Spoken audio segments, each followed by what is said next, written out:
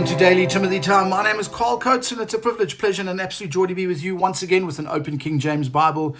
Today, Monday, the 24th of March, 2025. We're in the book of Genesis. We're picking up in verse 16 this morning. Verse 16, Genesis chapter 4, verse 16. And Cain went out from the presence of the Lord and dwelt in the land of Nod, on the east of Eden. And Cain knew his wife, and she conceived and bare Enoch.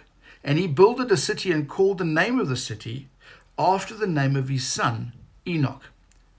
And unto Enoch was born Irad, and Irad begat Mehujael, and Mehujael begat Methusael, and Methusael begat Lamech. And Lamech took unto him two wives. The name of the one was Ada, and the name of the other Zillah.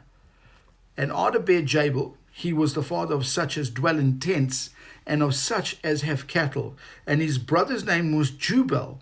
He was the father of all such as handle the harp and organ.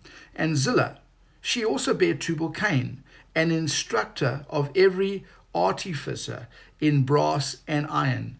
And the sister of Tubal-Cain was Naamah.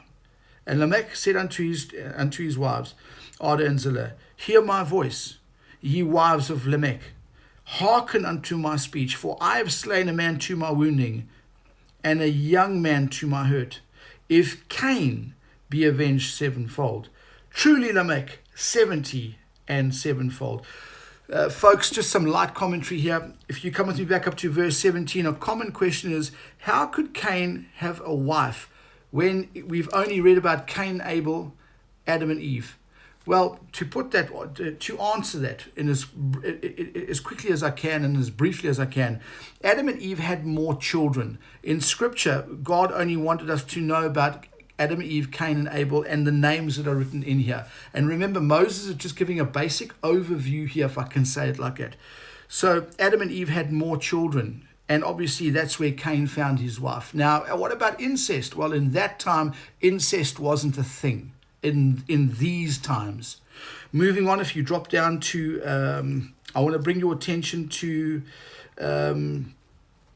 Lamech took unto him two wives. If you go over to 1 Timothy chapter 3, I think it is, it's talking about bishops. And let me just read it to you very quickly so you can hear it. They got a 1 Timothy chapter 3.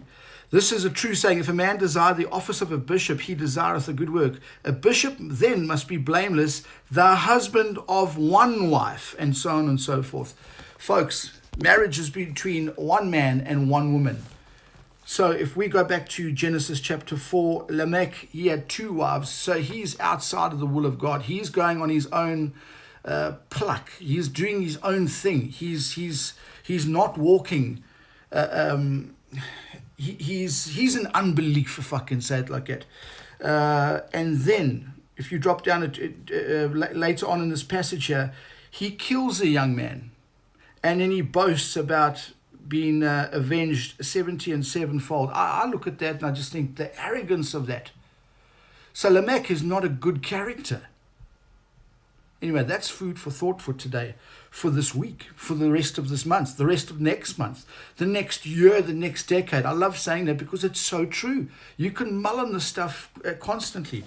Anyway, folks, this is a wonderful passage. Again, this is light commentary. We're not getting into every little detail, etc., etc. One last thing, when I look up at verse 16, and Cain went out from the presence of the Lord and dwelt in the land of Nod. I must be honest, the childishness comes out of me when I read that. I think of Noddy and big ears. But, the land of Nod, it's written there, it was a place.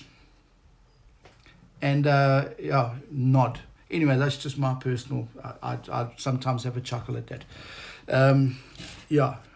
The Bible's a wonderful book. And God has a sense of humor too. Anyway, folks, time's up. Wherever you are around the world, thank you for listening today. Please share this on your socials. If you're looking for a website to get more material, shorewoodbiblechurch.org. And remember to keep your sword sharp, soldier. Till we meet next time if the Lord tarries. Grace and peace to you. Maranatha.